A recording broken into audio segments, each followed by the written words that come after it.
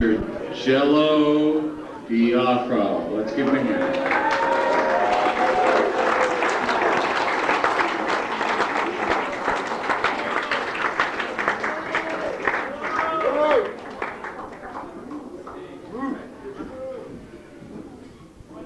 Hello.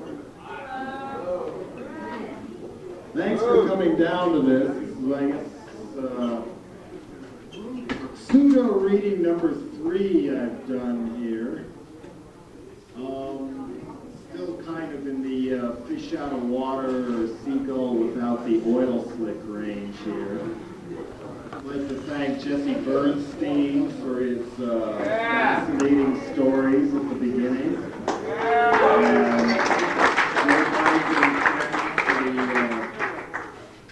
And the Deja Vu of Ashra Temple and whatnot. So, keeping along with that, you should all kind of mellow out and be real quiet, because what we're going to start here is kind of a new definition for New Age.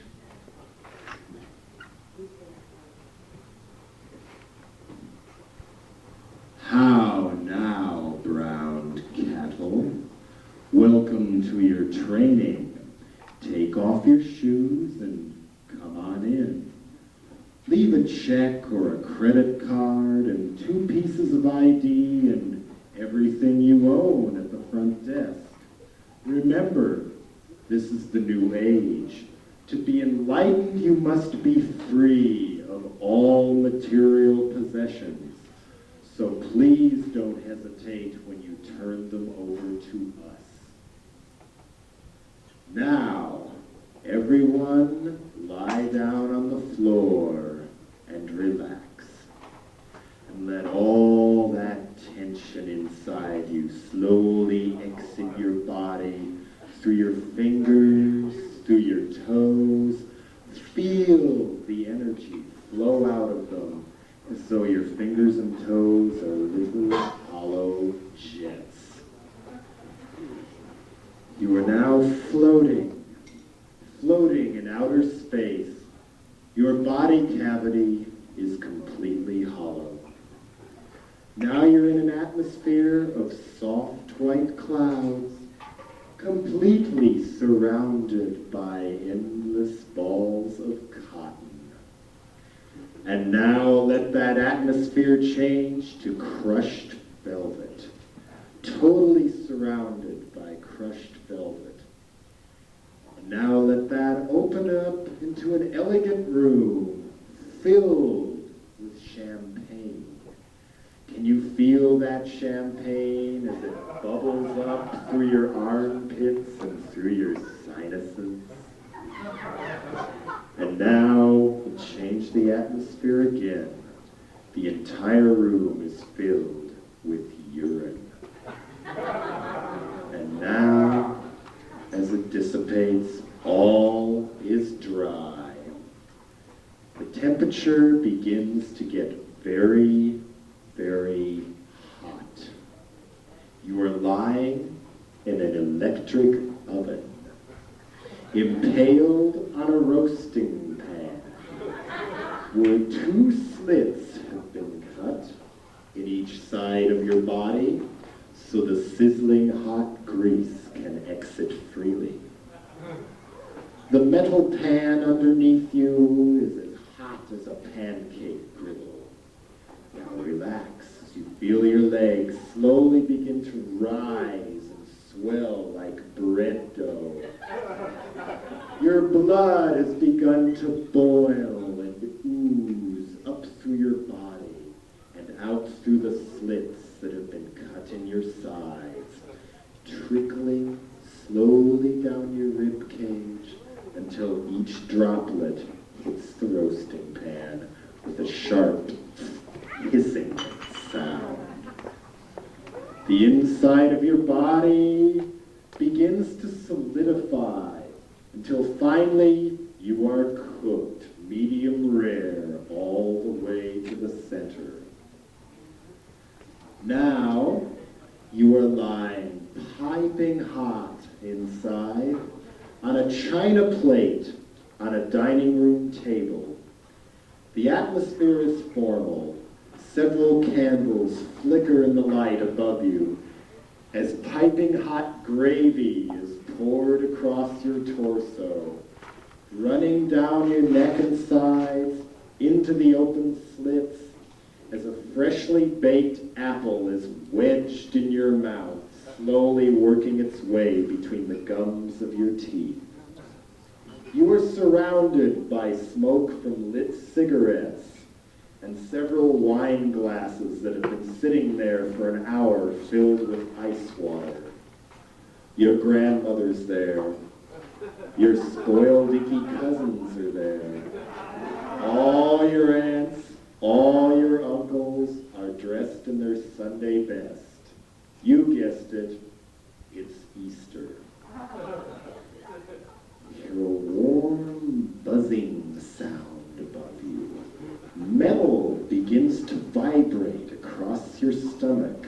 The slithering, quivering blade of the Hamilton Beach electric knife, slicing back and forth, down, down through your midsection, back and forth, sawing away at your backbone until it snaps.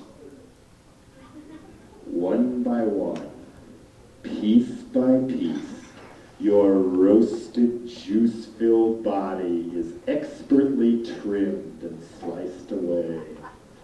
A large two-pronged fork digs in and picks and gouges the last remaining gristle from your rib cage, till only your leftover bones remain, piled on a sticky plate with soggy peas and remnants of old potato. A warm breeze blows through your bones from a nearby heating duct. You are scraped off the plate with a greasy steak knife, falling a short distance onto a soft bed of wadded napkins and paper towels in the metal garbage can outside. The lid of the garbage can is slammed shut. Loud reverberations of sound tear at your inner ear. The stink of years of garbage is overwhelming. It is dark. You are all alone, waiting, hoping the claws of stray dogs won't screech at the outside of the garbage can like fingernails on a chalkboard. Waiting. You are all alone. It's a beautiful day in the neighborhood. It's a beautiful day in the neighborhood.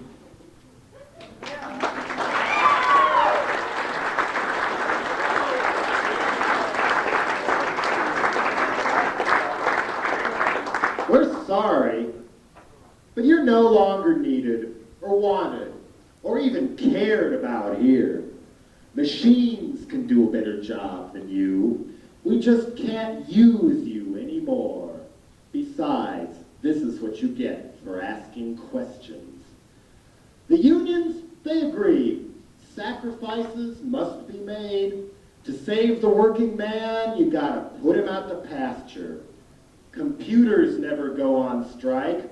We'll just use cheaper labor overseas while we carefully convince you to blame the whole thing on Japan. It looks like we'll have to let you go. Doesn't it feel fulfilling to know that you, the human being, are now obsolete and there's nothing in hell will let you do about it? Soup is good food. You made a good meal. Now how does it feel to be shit out our ass and thrown in the cold like a piece of trash? We're sorry. You'll just have to leave. Unemployment runs out after just 6 weeks.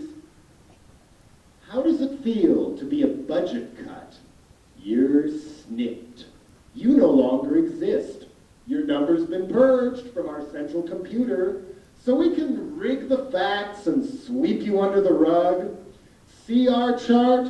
Unemployment's going down. If that ruins your life, that's your problem. Soup is good food. You made a good meal. How does it feel to be shit out our ass and thrown in the cold? We're sorry. We hate to interrupt, but it's against the law to jump off this bridge. You'll just have to kill yourself somewhere else. A tourist might see you, and we wouldn't want that. I'm just doing my job, you know? So say uncle, and we'll take you to the mental health zoo and force feed you some of our mind-melting chemicals till even the world out there looks great. In high-tech science research labs, it costs too much to bury all the dead, the mutilated, the disease-injected surplus rats who can't be used anymore. So they're dumped with no minister present in a spiraling corkscrew disposal unit and ground into stew and flushed away again and again and again. We know how much you'd like to die.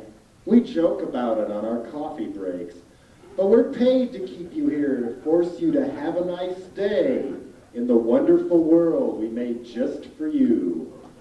Soup is good food. You made a good meal. And now how does it feel? Poor rats, we human rodents chuckle. At least we get a dignified cremation. And yet, at 6 o'clock tomorrow morning, it's time to get up and go to work.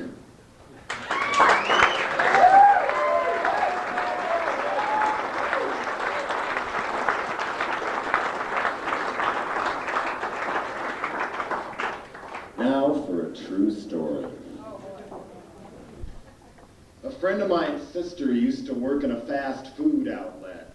Kind of the paper uniform, have it your way, that kind of thing. They had a kid who cleaned utensils way in the back room. He didn't speak much English, so nobody paid much attention to him. One day the kid came out and slipped on a floor that somebody left wet and landed face first in a French fry cooker. No one moved to help him. This is a true story. They just stood there waiting for someone else to do something. He stood motionless in shock, hunched over with his head in the sizzling French fry cooker. No one did shit. They just stared. Finally, my friend's sister rushed over and pulled him from the boiling mess. She tried mouth-to-mouth resuscitation, but his melting face was so hot that pieces of his lips stuck to her lips and burned her face like melting plastic.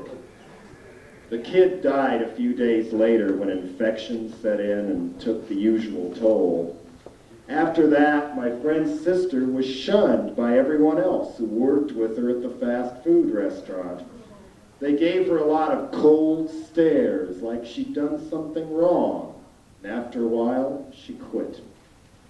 All right, they say. Watch people melt in the French fry fryer. Be good for Fangoria, right? Until it happens to you. We're going to get commercial here. We might as well have a real commercial. Bring media into the 80s. Anybody who wants to buy commercial time on the record my band is recording right now, come see me after the show. We all need money. Why would I put up with you otherwise?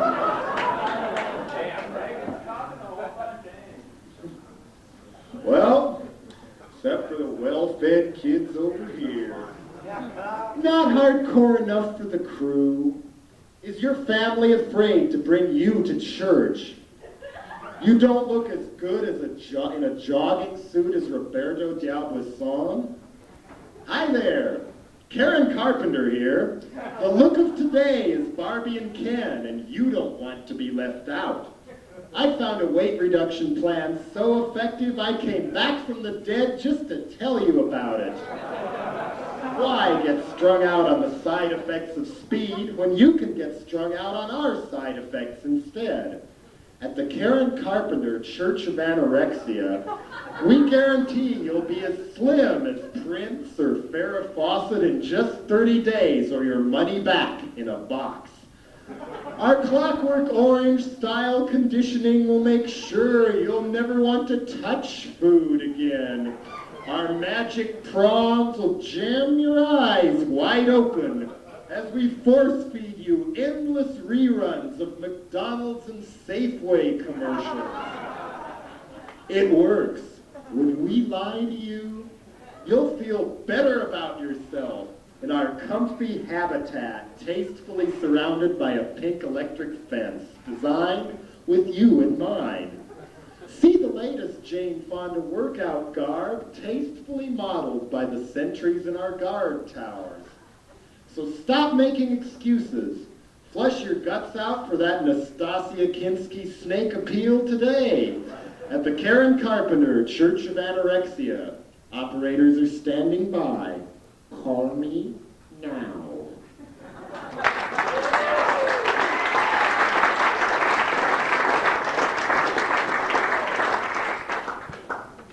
Snap, crackle, pop, and it's halftime at the big football game.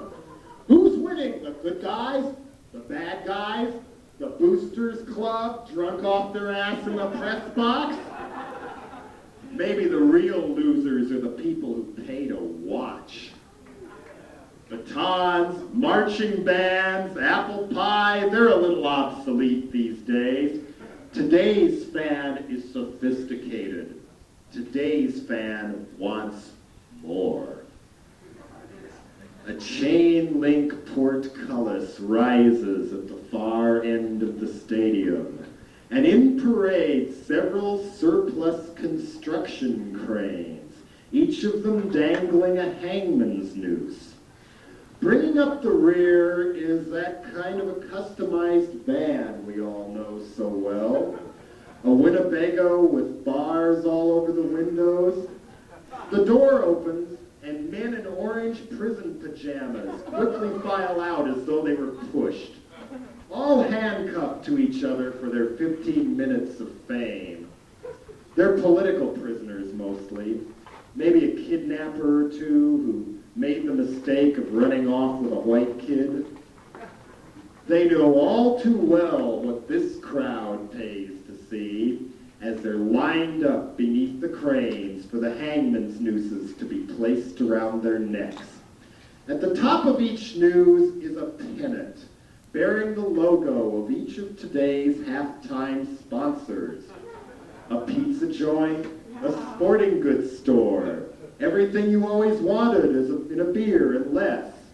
Perfect for those close-up camera angles, just like racing cars. Ladies and gentlemen, are you ready? Your favorite queer-bashing orange juice lady will now push the button. The crane booms go up. The crowd goes insane. Rah, rah, shish boom, bah, rah, rah, shish boom, bloodlust. Color my world with more splattering sperm. Rah, rah, shish boom, ejaculate. The cranes spin around doing wheelies for the crowd. The victim's legs twitch and dangle in midair until one by one they go limp. And one by one they are still. The band strikes up and sousaphones dance around a little bit as the bodies are slowly lowered and carted away. A golf cart whisks them out to loud applause, and the tire tracks it leaves in the field are quickly smoothed over by a trained ground crew. But there's still time to go to the snack bar. The hot dogs they sell here, they always taste so distinctive. I wonder where it is that they get their meat. I don't know. Come to think of it, I'd rather not ask.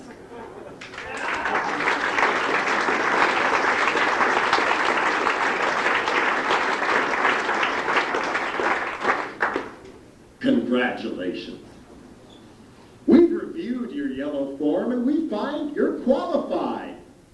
You have just the right capacity for putting up with all the shit we'll be giving you every day on this job.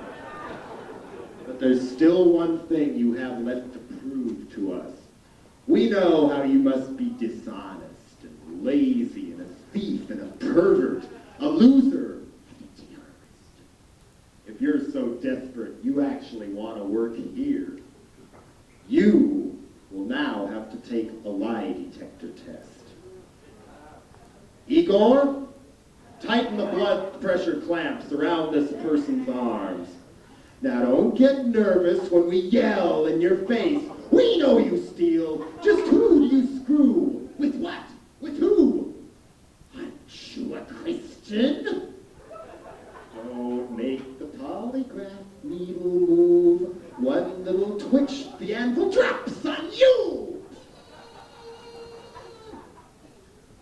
Don't matter if you told the truth.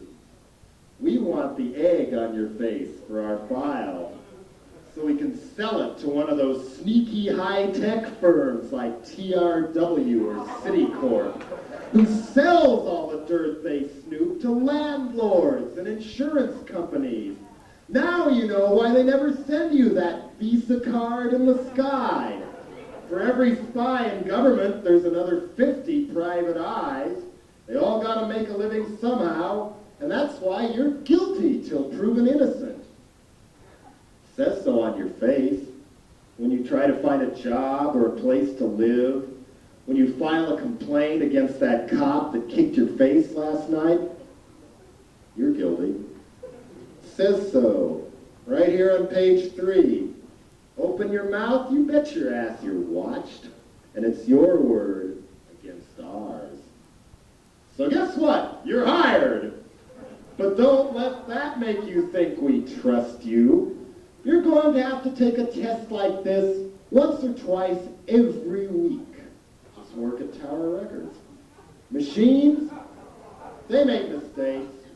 That's right, it's your word against our cold black box. But we feel the machine is always right, because we love how it makes you feel so small and guilty till proven innocent these days. Otherwise, you just don't pay.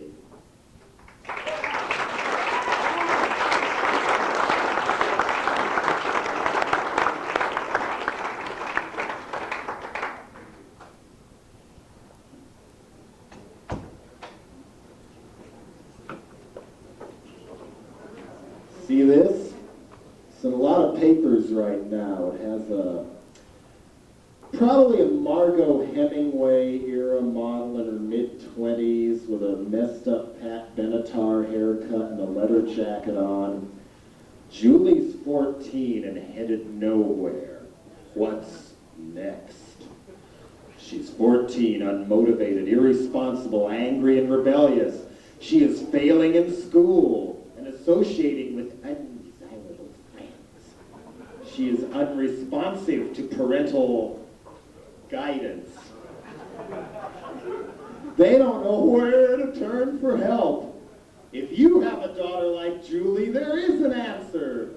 The parents of girls, and guys for that matter, with difficult problems need special help. The Heritage School for Girls or the Provo Canyon School in Utah will deal with manipulation, teach responsibility, motivate, and change rebellious behavior. And of course, they have an 800 number to dial next time you're pissed.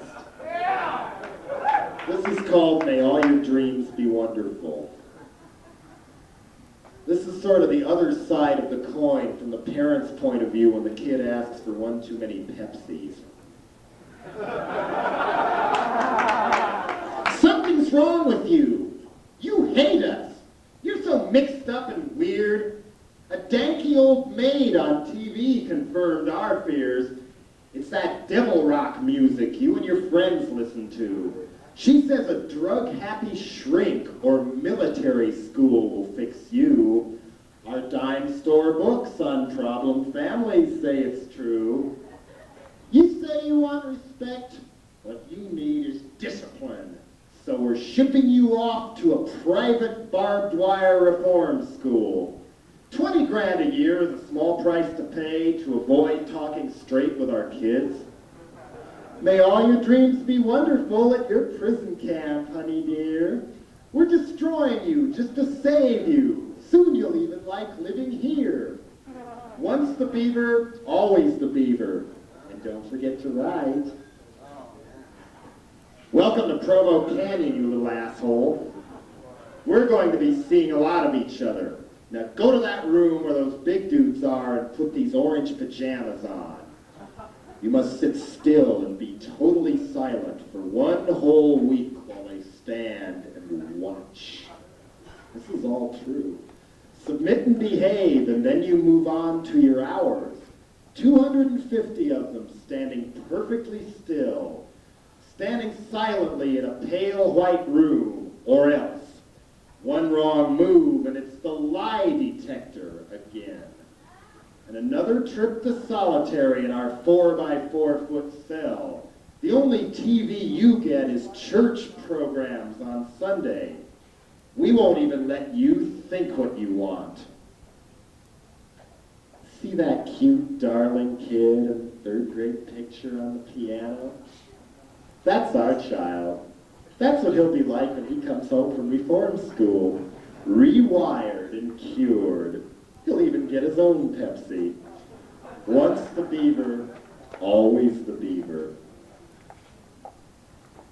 Now, you're calm as a zombie, a model student in school. You've learned to like desks and let us pick your friends.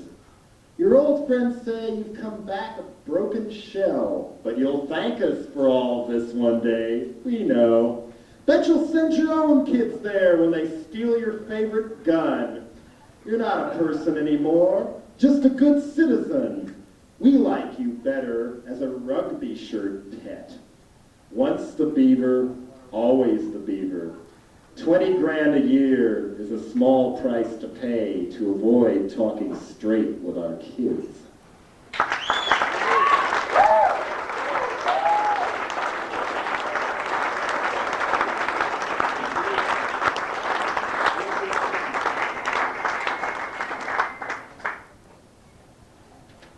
You noticed everything from movies to primetime TV, and especially rock records, are being geared more and more to revving people up for war.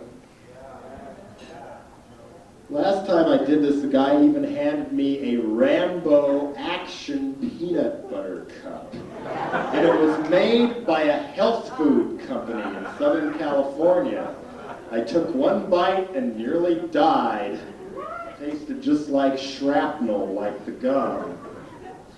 You know, movies like Rambo, or these bands who come in with songs like Bomb the Middle East, except for Israel and Egypt, because they're our friends. Yeah, it's kind of like that. They title their album Speak English or Die, and have the kind of money pumped into them hardly anybody in this room has ever seen in their lives. There's a reason for that, you know? We got to avenge Vietnam, regain our lost honor. Looking for a few good dead men. A lot of these people in Washington and in the movies, the present-day warmongers, this is what they were doing during the Vietnam War. Sylvester Stallone was a girls' athletic coach and drama student in Switzerland. Patrick Buchanan, the guy who came up with Reagan's Mad Dog thing that he put in the speech, he had a bad knee. Terry Dolan, the guy who ran the billboard saying things like George McGovern is a baby killer, and he was in school. Same with the boll weevil Senator Bill Graham. Or how about Mike Curb, our soon-to-be lieutenant governor, who did all those great motorcycle gang soundtracks in the 60s. He had his draft status changed from 1A to 1Y for allergies. Curmudgeon Georgia congressman named Newt Gingrich, he got a student deferment. The Assistant Secretary of State for Human Rights, Elliot Abrams, the one who says El Salvador and Guatemala are moderately repressive regimes, well shit, he had a bad back. Main lobbyist for Marcos and that South African puppet in Angola, Jonas Savimbi, his name's Paul Manafort. He had to go to school. He wants to send troops into Angola now, but he had to go to school. Representative Donald Ritter, another big missile freak in Washington, he was a scientific exchange fellow in Moscow. And our old buddy David Stockman was one of the leaders of the anti-war movement at Stanford University.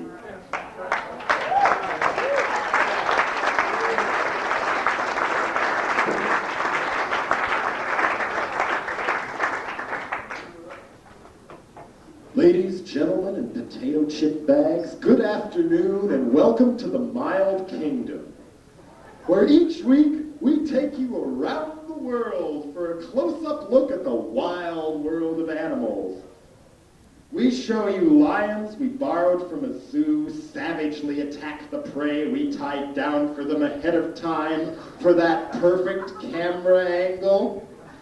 We take you Disney-style to the white wilderness of the far north, where you are there at the mass suicide of the lemmings that we bought from Eskimo children and moved 1,000 miles away so we could shoot their migration scene on a revolving snow-covered turntable.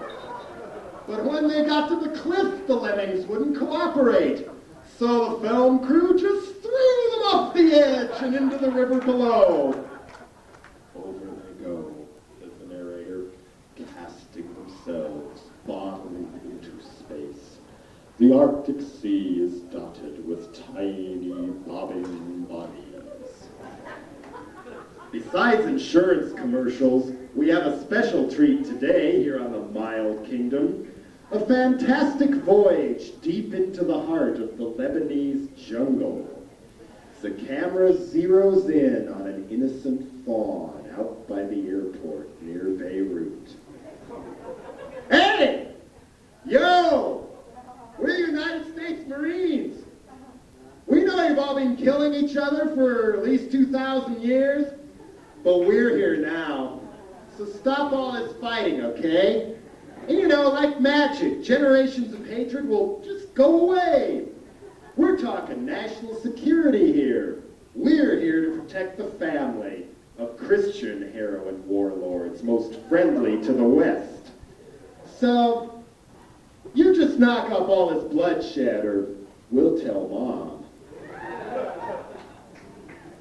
After a Tom Bosley trash bag commercial, the camera zeroes in again on a cold gray hangar to watch our snazzy president pretend to mourn 200 brave young men who came home from Beirut gift wrapped in hefty brand body bags. They were blown to bits by another goddamn truck bomb. But we knew they were sitting ducks here on the Mild Kingdom. We sacrificed them Aztec style so we could use their dead meat to build war fever back home. We tied the prey down perfectly so we could fan the fires of racism, get people hot and boiling for revenge in their living rooms, so we could go play shoot 'em up anywhere we choose, like Libya or Nicaragua. Now our backers can cash in without the public asking a lot of questions. Well, we've run out of time for this week. We hope to hoodwink you again soon. The 6 o'clock news is next, with all the accuracy you've come to expect from life in the Mild Kingdom.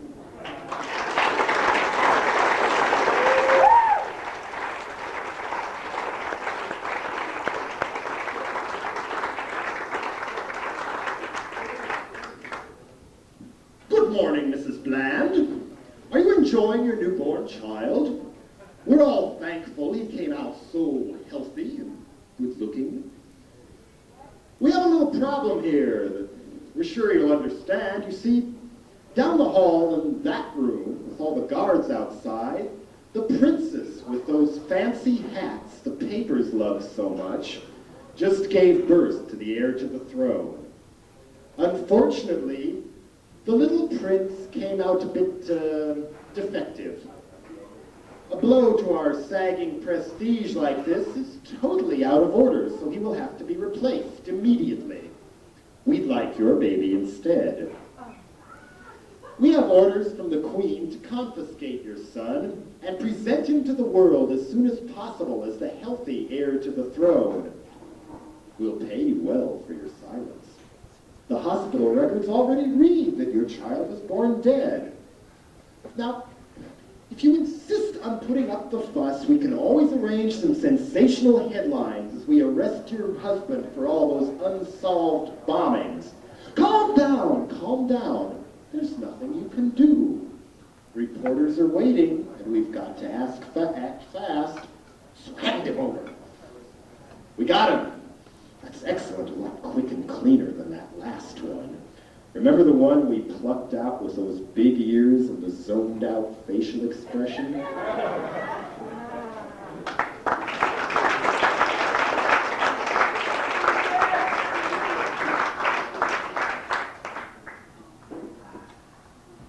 How many of you are in business? Nobody's in business, not even the owner of the Lhasa Club is in business. Lie, lie, that's the first rule when you go into business. One of the most painful things you have to face is having to fire someone. Everybody loves it inside, but nobody has the nerve to do it. So now there's a book to help you. It's written by a guy named James E. Challenger, kaboom, kaboom, of Challenger, Gray, and Christmas. And here are his guidelines on how to fire people. Do it quickly. You don't want to sit there and go through how you went about making the decision. There's no use arguing. By the time you've decided to fire a person, the two of you probably have nothing to say to each other anyway. Rule number 2, do it in a place where you're in control, which means your office. If you go to his office, then he's behind his desk and he is in control. Number 3, the best time to fire someone is on a Friday. That way you won't start a new week off having him sitting there waiting for it to happen. And you don't have to sit and worry about it all weekend. Number 4, the best time to fire someone is 4 in the afternoon. That way he can leave work with the rest of the proles. Plus he won't have the opportunity to go out to lunch and tell other people what a bad person you are. Rule number 5. Find out what he has that belongs to the company and get it all back. The way to accomplish this is to assign someone else to pack his stuff. Number 7. Don't tell his co-workers that he's leaving. They're going to know anyway, but if you tell them, they'll want an explanation from you.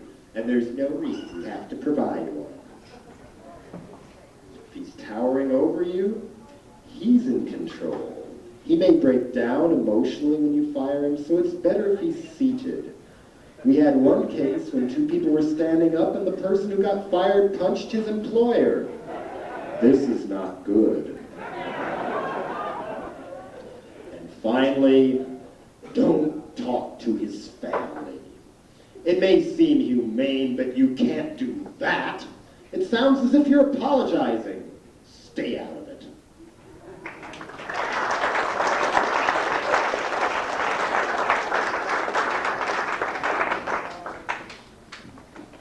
D-M-S-O. Crypto wonder drug in vogue. Some people say it cures arthritis. Maybe that's why it keeps getting banned. D-M-S-O can be absorbed directly through the skin. Mix it with a drop of lemon juice. Touch your finger to it. You'll taste the lemon. D-M-S-O. Next time the cops start a riot, what would happen if someone mixed DMSO with LSD and smeared it on the door handles of police cars?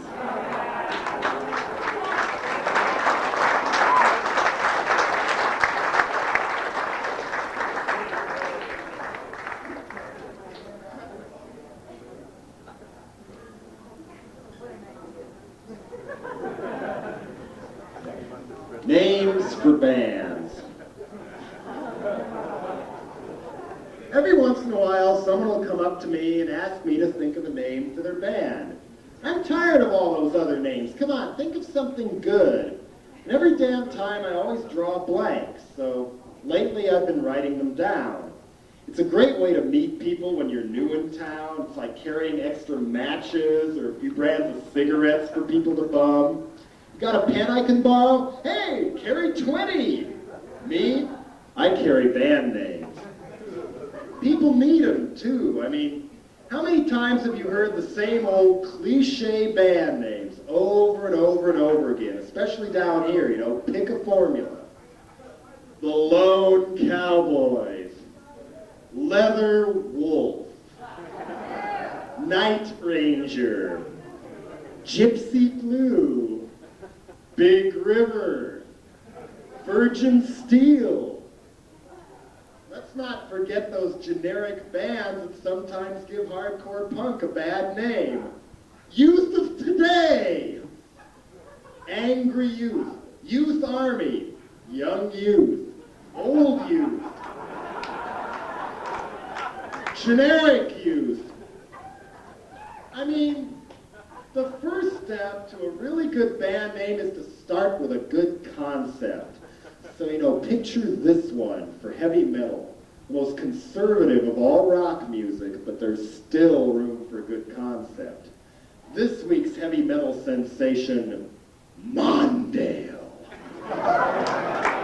Picture flashing on and off in gleaming silvery Gothic lettering, Mondale, 20 feet tall, a great big arena swarmed with fans lighting matches, Mondale! While these 5 Walter Mondales are prancing around the stage wearing blue business suits wrapped in bullet belts, Viking helmets, and a Frank Frazetta-style mustache.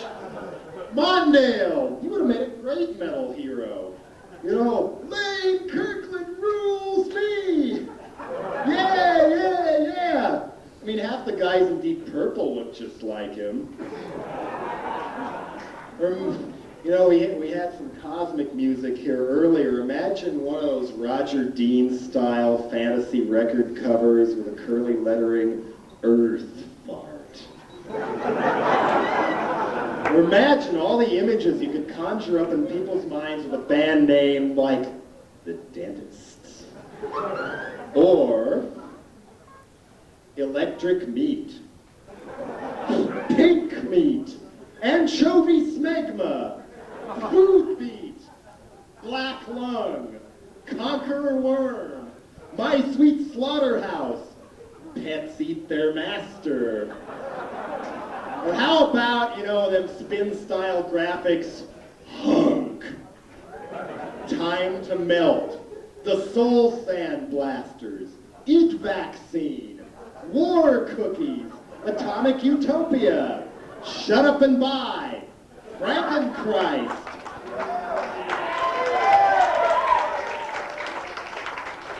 Chromewood.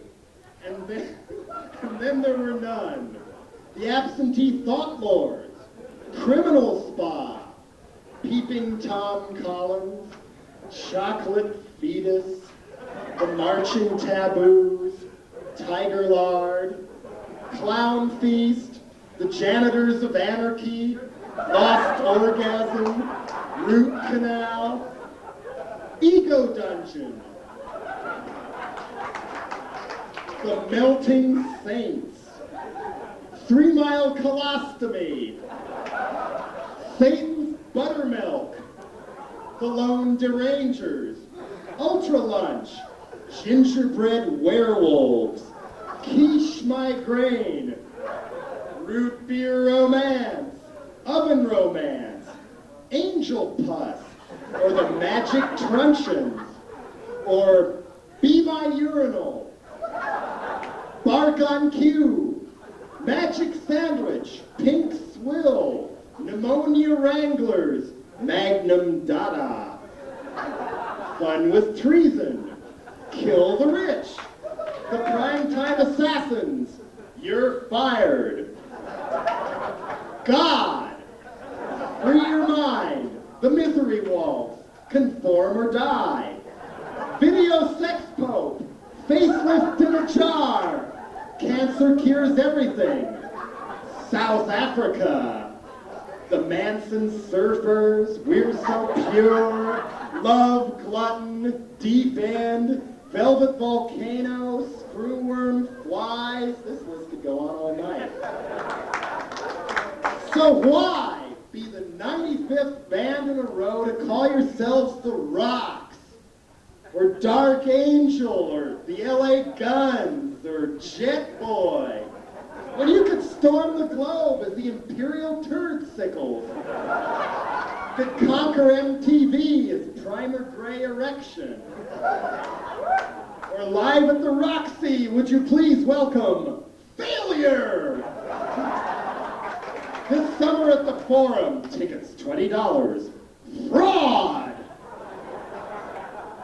Now, if you really want to get under people's skin and make them think, forget dead Kennedys, that's already been done. Put a grainy photo of Reagan on the front cover of the album and title this record, Lest We Forget. And then top it all off with the name of the band. Reagan, Lest We Forget, the name of the band, 6 Million Jews.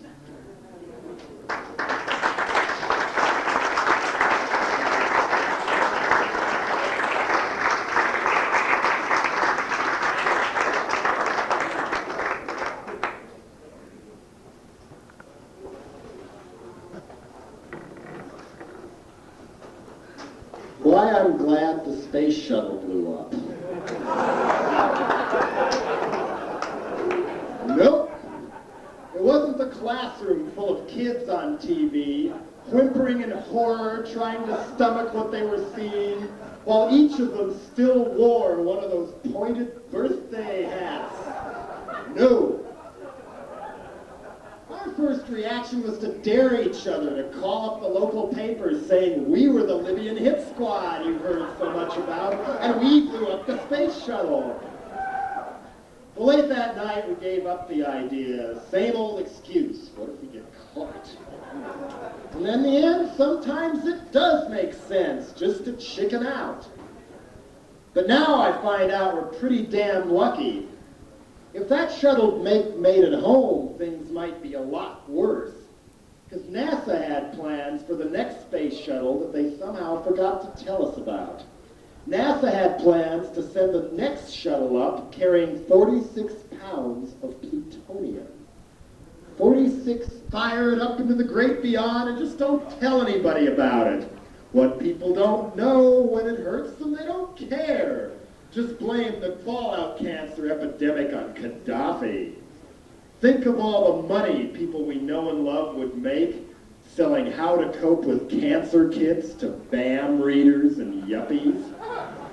That's why I'm glad the space shuttle blew up, because the next one would have wasted us, too.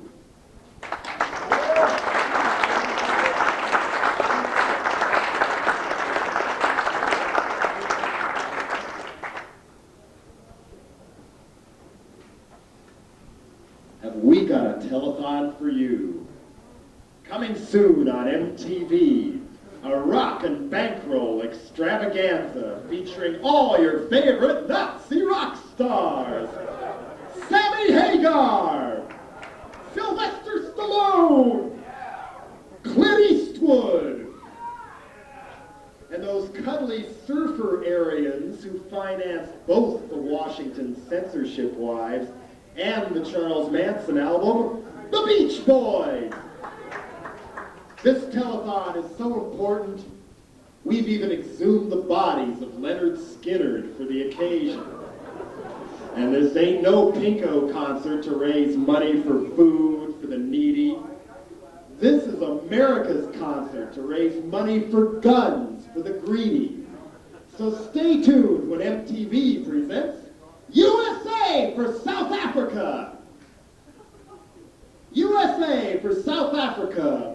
Because those poor, sex-starved riot police need more machine guns, more tear gas, more nerve gas, more electric fences for those prison camps. camps they call homelands. And who's going to give it to them? We are. Every time we go to the bank, every time we buy food at Safeway, those fancy chrome wheels for your hot car, it's USA for South Africa. So don't delay. Apartheid means business.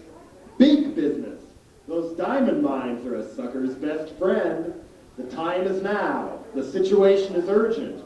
If it weren't for all that money we keep sending over there, the apartheid regime that those college students hate would collapse and go poof, just like a worn-out nuclear reactor. So have your rich parents' money ready. World hunger solved forever once your check's in the mail. When MTV and the Rockin' Racism Connection bring you live from Sun City, USA for South Africa, presented by Coors Beer and the sweatshops that make Levi jeans. Be there. Aloha.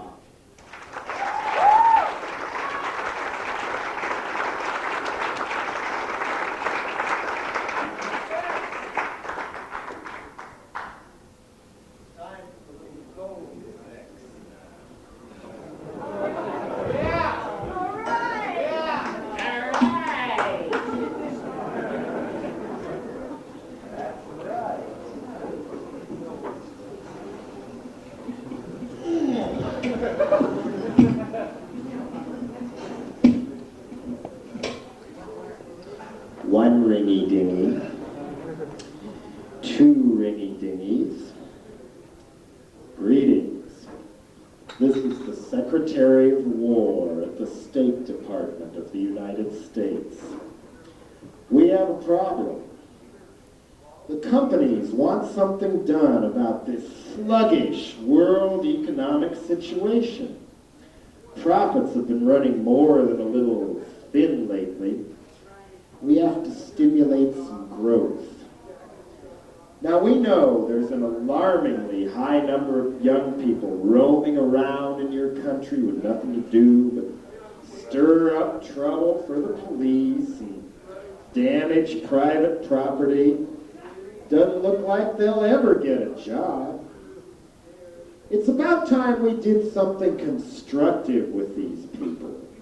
We got thousands of them here too.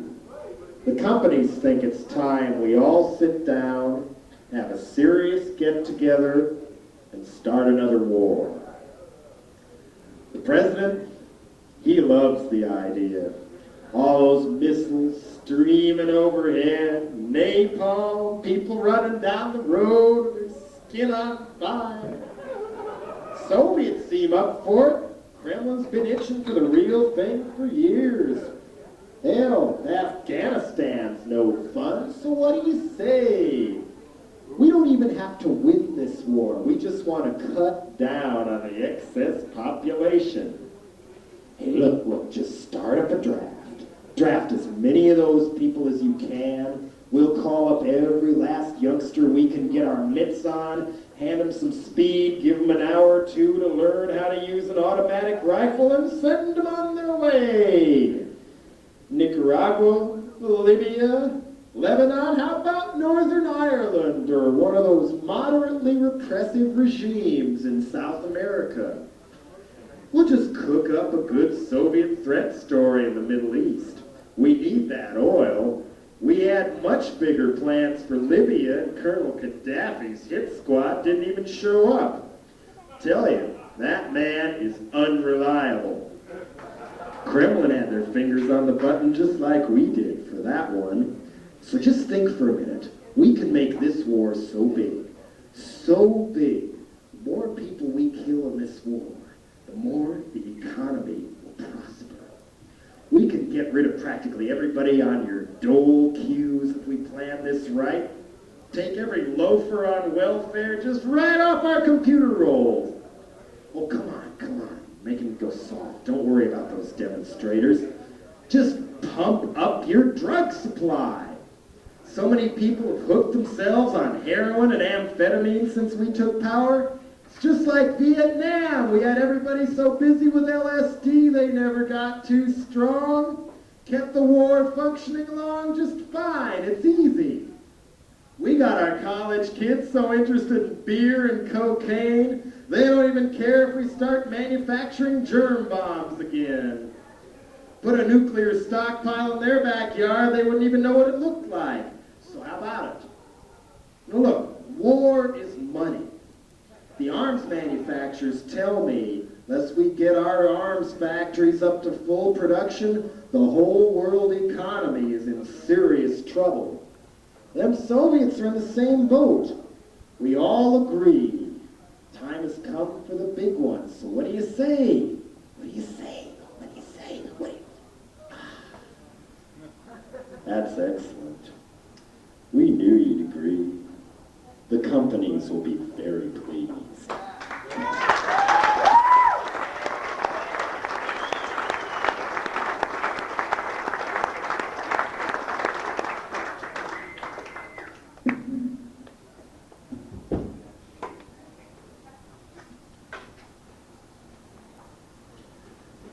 We got a brand new deadly toy. A pure fighting machine to brainwash your boy. An egocentric muscle thug. A bullshitter in the Indochina shop.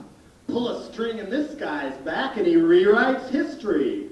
Pull a string in his back and we win the war that we never should have started at all. A Cabbage Patch terrorist to call our own. His security blanket is a machine gun. Don't think about it, kill it! That's what we'll teach your child. Coming this Christmas, Rambozo the Clown.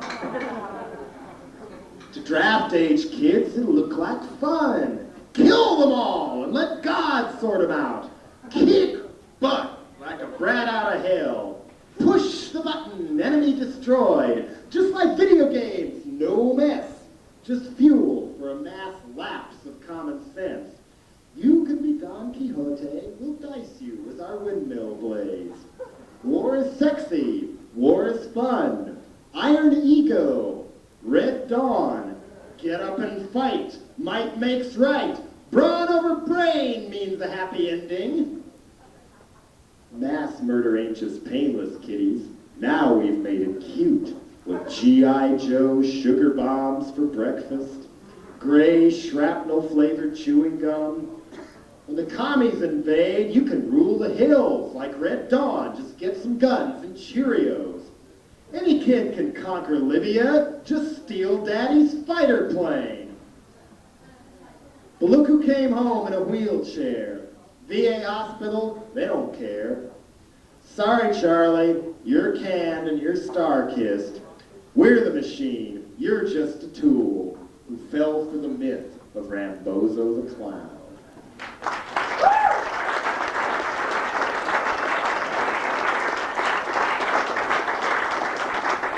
Vietnam never happened. Vietnam never happened. Amusement park is now pulled over our eyes with fun for the entire family. Vietnam never happened. Amusement park. You can thrill to Buddhist priests who set themselves on fire at noon. Play induction center bingo where all the winning numbers lose. Be a part of the action at Kent State and show those demonstrators whose boss and our revolving Dirty Harry go round. Then it's on to the defense industry kickback bumper cars. Go ahead, blow them up. We can replace them at 100 times the price. And then you can unwind for a while with your favorite hard drugs in our fabulous indoor shooting gallery. Who's that knocking outside? Is it the cops or is it Memorex? Then play Pee Wee Harris miniature golf with live grenades. Our Peace with Honor roller coaster will destroy you in order to save you.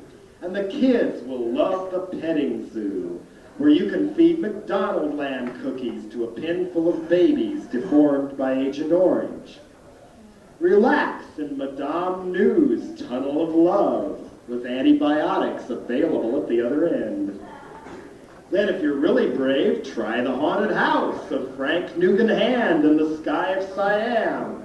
Feel what it's like to be sealed up in a designer body bag, while CIA operatives slit your stomach open and stuff you full of heroin to send home to mother. Is this getting a bit much? Yes, no. Well, if it is, just go quietly where we want you, to our video arcade. When you come out 3 days later, pick a prize from our pet shop. A mixed blood orphan left behind by some fun-loving Yankee soldier. Consolation prize is a year's supply of blank draft notices. Just fill in the names of your friends and enemies and give them the surprise of their life by mail. And they'll go quietly. You'll see. Vietnam never happened.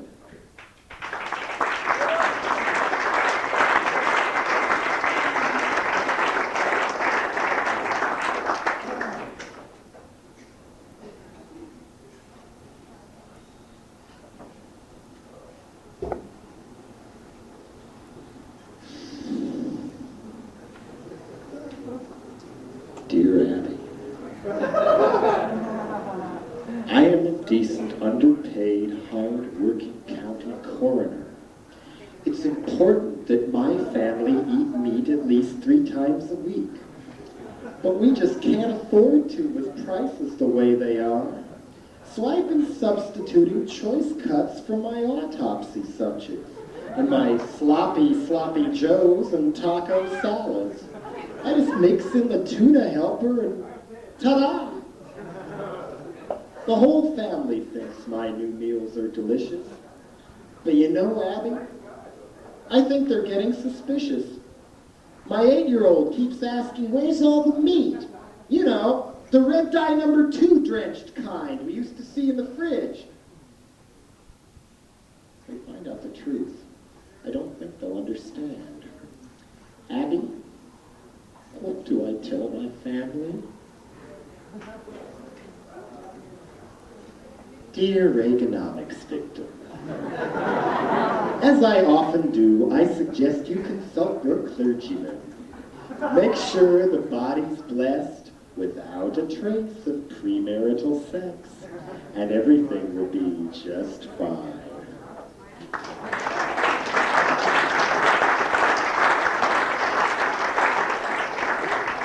What's this? It's weird. Somebody's grown up on television around here. What's this? A comic book? How about this? Or how about this? If you answered comic book to all of the above, you may be getting some idea how our media works in this country. And personally, I don't feel offended. I feel thankful that these screenwriters will go to such trouble to dream up such entertaining cartoon characters just for me. Hi, I'm Lois, Reagan and Gaddafi. Who's your favorite cartoon character? Little Penguin on Bloom County? The Jetsons? Menachem Begin? Ayatollah Khomeini? In a way, they're all cartoon characters. But wait a minute. You can't say that. You can't say, that's a fact, man. I read it in the paper. That's a fact. A fact. See, this is Hitler's sex life. That's a fact. It's in the paper. Nuke plant blows up in Russia. Dow Jones falls. Fairy tales or not, we all believe what we choose to believe, and I brought some of my favorites with me tonight.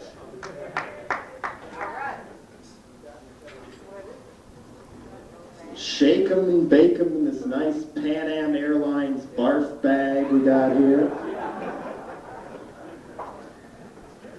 See what we get. We call this section Fuck Facts, Grim Fairy Tales. Here we go. Ornette Coleman? That's what you do at all, not even on a saxophone.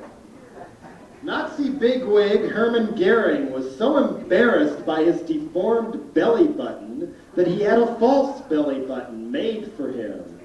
It was under this false belly button that he concealed the poison he used to beat the gallows.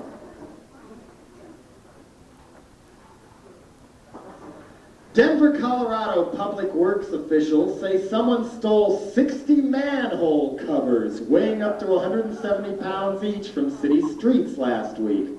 39 of the covers were stolen over the weekend. One car got stuck in the street when it drove over one of the missing manhole covers. Dateline, New York. This fits right in. 1/3 of adult Americans questioned in an ABC News Washington Post poll didn't know which side the United States supported in the Vietnam War, and more than half didn't know what the war was about. They all remember the television commercials from 20 years ago. Dateline, Chicago. When teacher Michael Brownstein asked his 6th graders to imagine Santa Claus was real and to write about him, this is what they handed in. On Christmas Eve, Santa Claus goes to people's houses and gives presents. Then he gets to my house in the projects. When he gets out of his sled, he lets the rats watch it. He knocked on the door and got hit with a pot of beans. The other boys robbed all the toys. Santa Claus crawls on the wall with a rope and busts your window. Then he said, ho, ho, ho, Merry Christmas. Then they shot Santa in the mouth because they thought he was a burglar. Most of Brownstein's students live in a high-rise that lies in a series of projects on Chicago's South Side.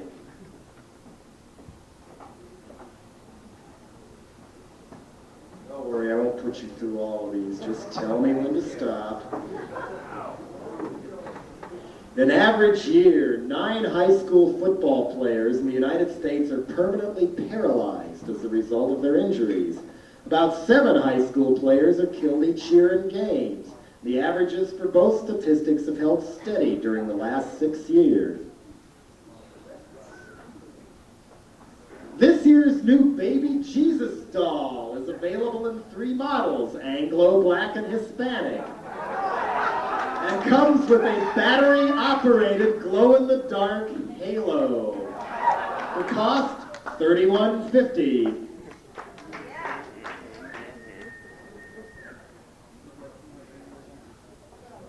Former Pittsburgh Pirates pitcher Doc Ellis says he pitched his 1971 no-hitter while under the influence of acid. Even sports sections can be fun.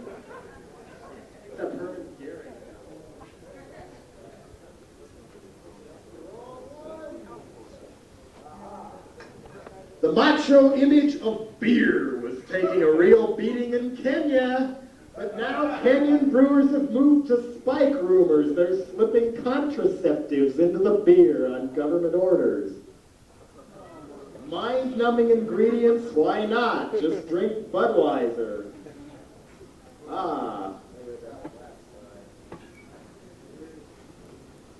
Heartbreak of psoriasis. Jurors have awarded $500 to a woman who said she'd suffered physically and emotionally after drinking from a Coca-Cola bottle that contained a dead lizard. Brenda Ray Baker of Tallahassee had sought $1.1 million in damages from the Coca-Cola bottling company, but she was awarded $500. She said she became so upset she developed psoriasis on her face, scalp, and stomach. Dateline, Washington.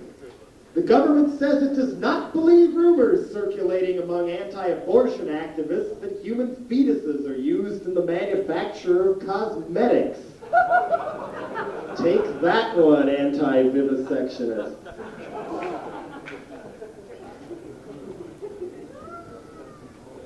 Guess what's outlawed in Duncan, Oklahoma?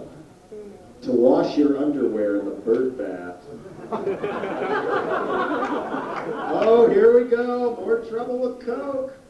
Coca-Cola executives are experiencing some difficulty selling their drink in Africa, where Muslims are avoiding Coke because of rumors it contains pig's blood. And I wasn't looking at this ahead of time. McDonald's, in response, said beef fat makes its food taste better. Probably does, too. Oh, this is great.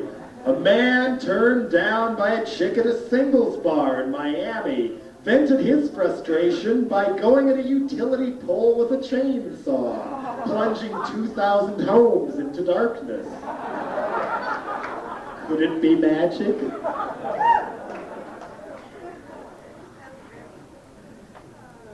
I gotta read this. A second Chicago high school has acknowledged that it has shown Rambo as an alternative to classroom instruction, even though the school ranks near the bottom in reading and math scores. Marshall High School was one of the 10 worst schools in senior reading scores, but it lets the kids watch movies during the morning class periods. Some teachers accept the practice. Others express frustration.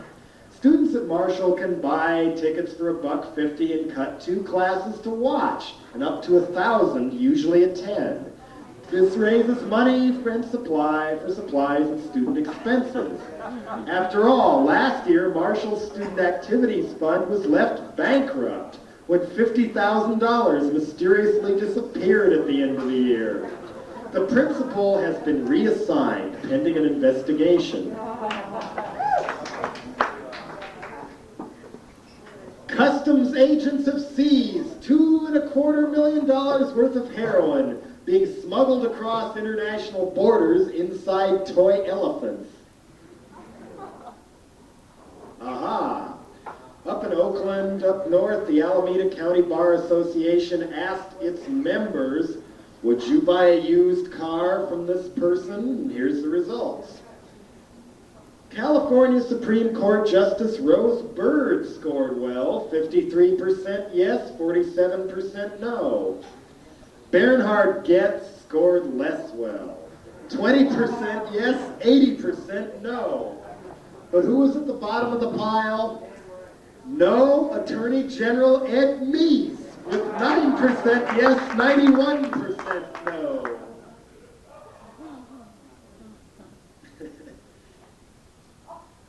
Muzak is played in the Pentagon and at the White House. President Lyndon Johnson, in fact, owned a Muzak franchise in Texas and put speakers in the trees at the LBJ Ranch. And its Herb Alpert trumpets and discreetly soaring strings serenaded the Apollo astronauts on the way to the moon. Is that Big Brother or what? No. What Big Brother is, Big Brother comes around every Christmas. Big Brother is Santa Claus.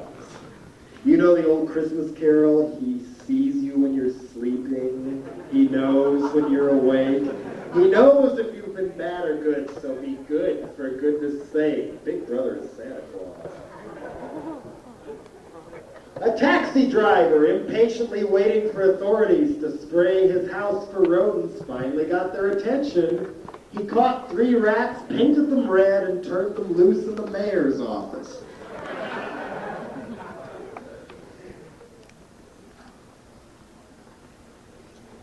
And how ready for war are we? A Pentagon study of long-distance calls placed by the Defense Intelligence Agency shows a super-secret spy outfit spent $25,000 a month on calls to a New York City phone sex number. Former President Nixon. You remember Nixon if you saw Jesse Bernstein. If not, you missed a real treat tonight. Former President Nixon said he considered using nuclear weapons 4 times. During Vietnam, of course. The 1973 Arab-Israeli War, the 1971 India-Pakistan War, and the Soviet-Chinese border dispute. A Macon, Georgia computer expert tells of an incident on April Fool's Day when an employee sent a bogus memo to several co-workers saying that the plant was going to close. Rumors of the shutdown were taken so seriously that everyone stopped working to talk about it, resulting in a $1 million productivity loss. Who said pranks aren't politically correct? In Chicago, it's illegal to pour wine in a dog dish. Oh, here we are. If you're getting bored with these, it's good you waited for this one. While in Geneva for the big summit, President Reagan stayed in the home of the Aga Khan. Reagan was asked to feed some goldfish owned by the Khan's 11-year-old son. According to the White House press office, one of the goldfish died. Help, I'm being poisoned. People in Brooklyn were breathing a little more easily yesterday, hoping that one of their main problems in the past few months, the shooting out of more than 1,000 car windows, had been solved. Police said David McCats, part owner of 2 shops that specialize in the replacement of broken automobile windows, apparently had been trying to stimulate some business. President Harry Truman once said that he wanted to be the piano player in a bordello. Half the scientists on Earth are working on military projects. Japanese fishermen now know that 5 times as many fish swim around offshore oil rigs as anywhere in the open sea. So they're building their own dummy oil rigs to harvest future fish. Dateline Williamson, West Virginia, a town with no culture. But after 27 hours and what he believes is a world record, Jim Curry says he'll never play Pac-Man again. Here we are, this is kind of cool. Cuba's law specifically requires men to pitch in with the housework and help take care of the kids.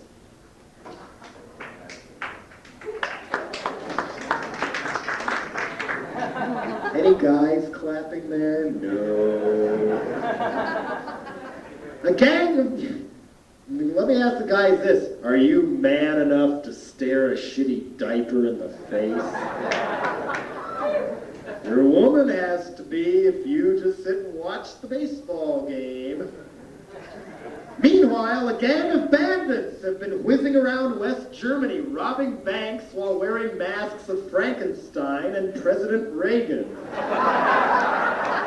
Authorities said these rogues made off with $133,000 and 5 stick-ups in 3 years, but then they got caught.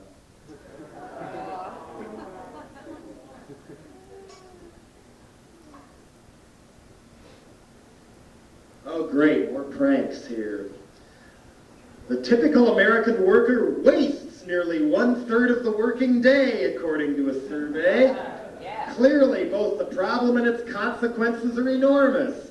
He called the average worker's idle hours a productivity gap, which represents a, quote, severe and insidious threat to every facet of the nation's economy. So next time when you're stuck on the job, write shit so you can read it in here. Lloyd's of London estimates that last year alone, approximately 100 cargo ships were intentionally sunk, resulting in losses of $250 million. Oh, great. King George II of England died when he fell from his toilet seat.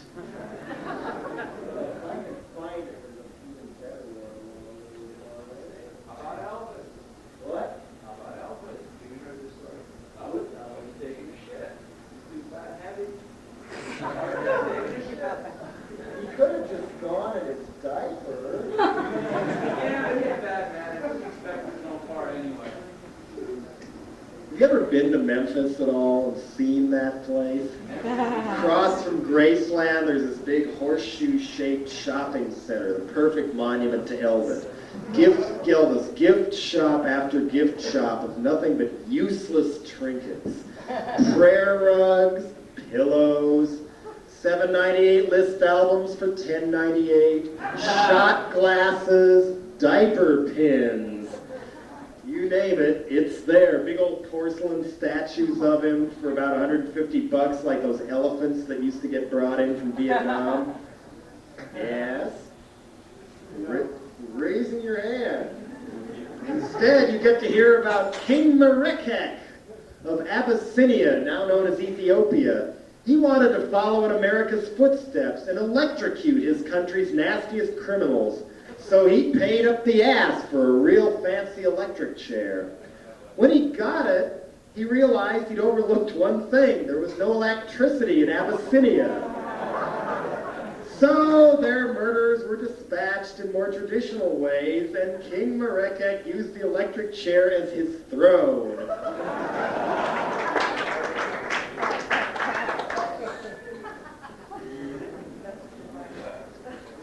This came out about the time of the shooting down of the 747 over Russia.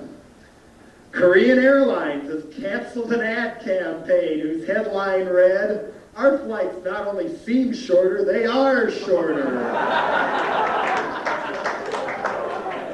Meanwhile, an extensive air, sea, and land search for bodies and debris from the jumbo jet found a Mickey Mouse watch still ticking and part of a body on the northern shore of Hokkaido.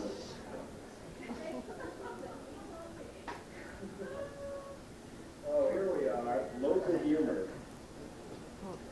Quote, "I was a traffic cop in the LAPD for 10 years, and there was so much corruption going on that I was ashamed to work for them. Cops in the Hollywood division were conducting a burglary ring, having sex with teenage explorer scouts, and orgies on the job. I was disgusted. Being a call girl is much better. It beats the hell out of writing tickets and getting all stressed up. And at $200 an hour, I make more than a few hours than I used to in a week as a pig." In Britain, law on the books for 300 years to forecast the weather was a crime punishable by burning at the stake. Until the British Parliament finally revoked that one in 1959. Another English one. 66-year-old Baroness said in Britain's House of Lords that once she went on a drug trip at a party after a friend secretly spiked oranges with LSD. "The trip I went on was quite amazing, an incredible sensation. I felt I could do anything in the world," the Baroness said. "And of course that is the danger because you want to repeat the experience."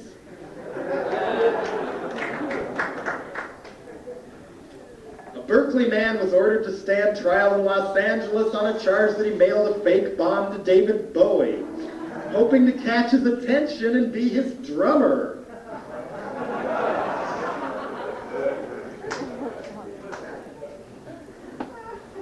Dateline, Alabama. Lee Gilbert saw a burglar stick his arm through a window and grab a framed picture of Jesus from the top of his television set. He wasn't sure what the thief wanted, but his response, he opened fire. His wife, Texana, bought the picture for $3 when the couple moved into the house 17 years ago.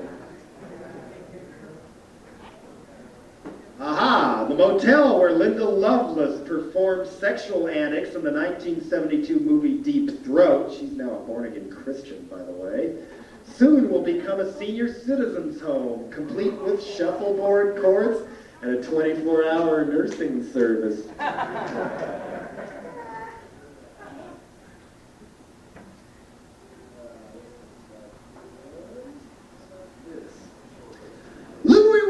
A candidate for mayor of Houston this year said during a TV interview that AIDS could best be controlled by shooting queers. The next day, he received $70,000 in campaign contributions, his biggest one-day haul. And no need to let Muammar Gaddafi ruin your next vacation. You can buy travel insurance that covers trips canceled because of terrorism. The basic policy, which includes the terrorism refund, costs $90. And that buys $1,000 baggage protection, 10 grand of health insurance, 50 grand of accident coverage, and the $1,000 trip cancellation coverage that kicks in if Gaddafi strikes in the city to which you are traveling.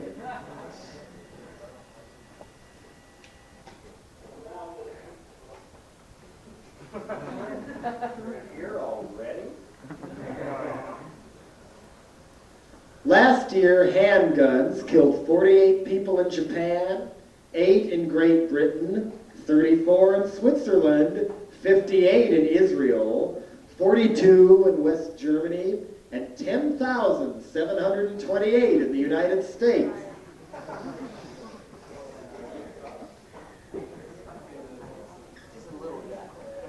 I bought this .38 revolver just a little while ago. I had wanted to buy guns for a while, but guns are pretty expensive. I'm not that frightened. I just want to feel safe. Having a gun is sort of like having a security blanket. Dateline San Diego.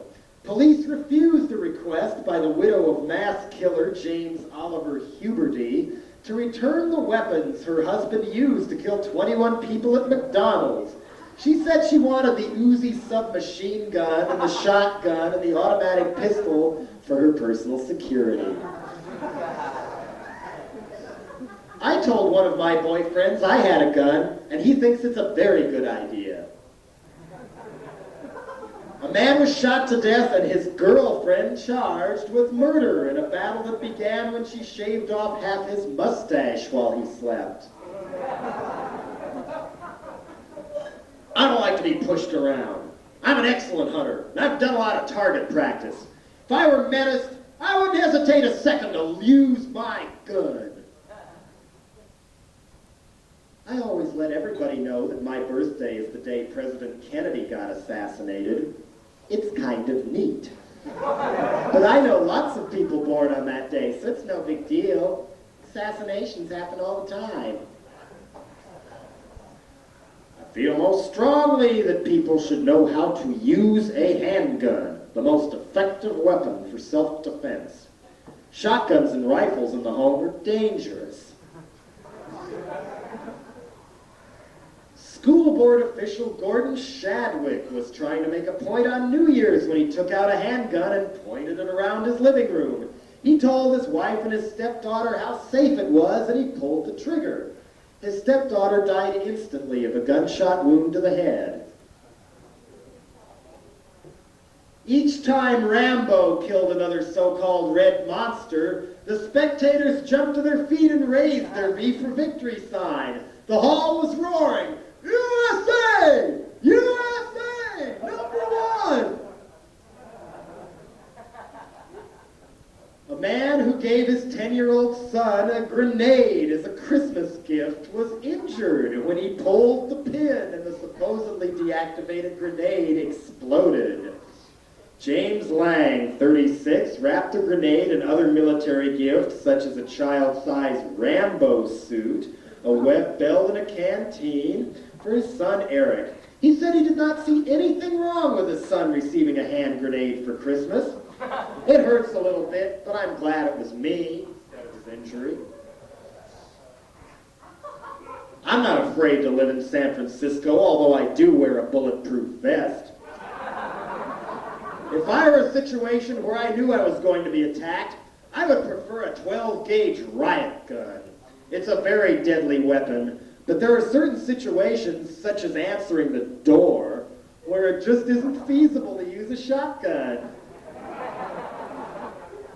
Meanwhile, in Goddard, Kansas, a rifle-toting youth who always talked about war opened fire in the hallway of his junior high school, killing the principal and wounding 2 teachers. Authorities recovered a rifle and a .357 Magnum, which of course were owned by the boy's dad. I think all law-abiding citizens should own firearms and know how to use them. I wish the federal government would issue rifles to every adult citizen and train them as a militia. What? Where? I'll check on that. I don't believe that.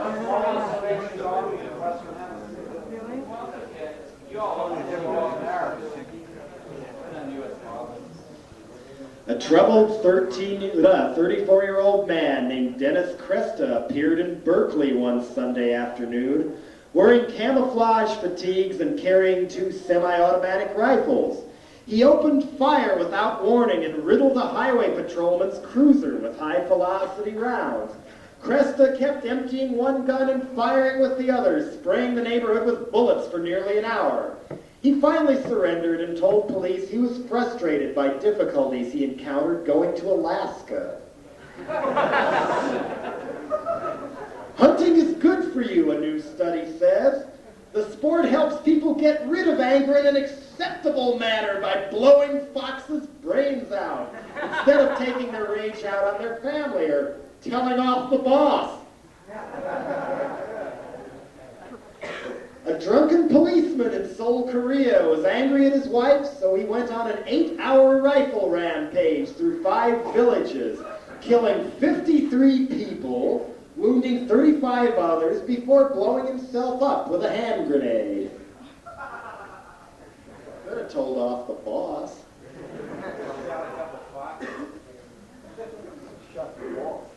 I was surprised when I got a .38 caliber revolver as a Hanukkah present. It didn't make me nervous. I was excited and interested in it. I'm looking forward to going and to shooting it at the range.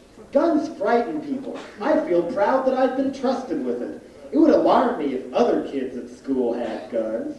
There are times like that when I wish I had a gun outside the house so I could feel more safe and, of course, secure. I gave my girlfriend's daughter that handgun as a Hanukkah present this year. I would rather she shoot someone than have any harm come to her. God forbid, she's not going to be a victim. She's working hard to get her driver's license, and cars are just as lethal as guns. And guns kill an average of 88 people in America every day. The National Center for Health Statistics says 38 people are murdered, 45 commit suicide, and 5 are killed by accident. I live in a nice section of Laurel Canyon. It is impossible to have complete police protection unless you are a wealthy or important person. If someone threatened me, I would not hesitate to shoot them with the perfect belief that justice was on my side. The night they killed their father, Debbie and Ricky put the pets in the basement to keep them safe. Raiding Dad's ample arsenal, they stacked guns and ammo at every entrance to their red brick colonial in Cheyenne, Wyoming. Debbie stood watch in the living room with Daddy's M16, while Richard waited in the garage. As Richard Sr. parked the family Volkswagen and lumbered toward him, his son lifted the shotgun and fired 3 slugs into his father. Then he dropped the gun and raced into the house, shouting to Debbie, "I did it! I did it!" Bye.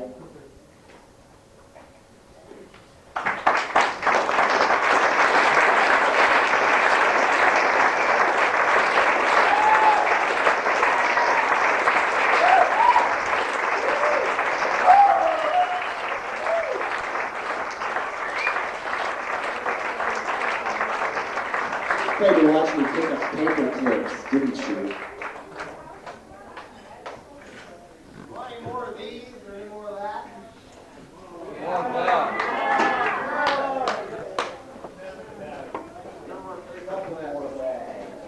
I do believe this. Victoria Principal says her dogs are trained to go for blood, and she's hot-wired the windows in her home. As for her bulletproof bathroom, she says, "Wouldn't it be awful to be shot on the toilet?" And another slice of Americana. Art lovers are getting a jolt from a museum exhibit called Electric Chair, which lets viewers pay to execute a robot by pulling the handle to simulate a shock. A recorded voice asks, "Who would you like to bring to justice?" Then the viewer drops a quarter into a slot and manipulates 2 switches. A hooded robot strapped in a wooden chair surrounded by cables shakes and shudders as the lights flash and the power hums.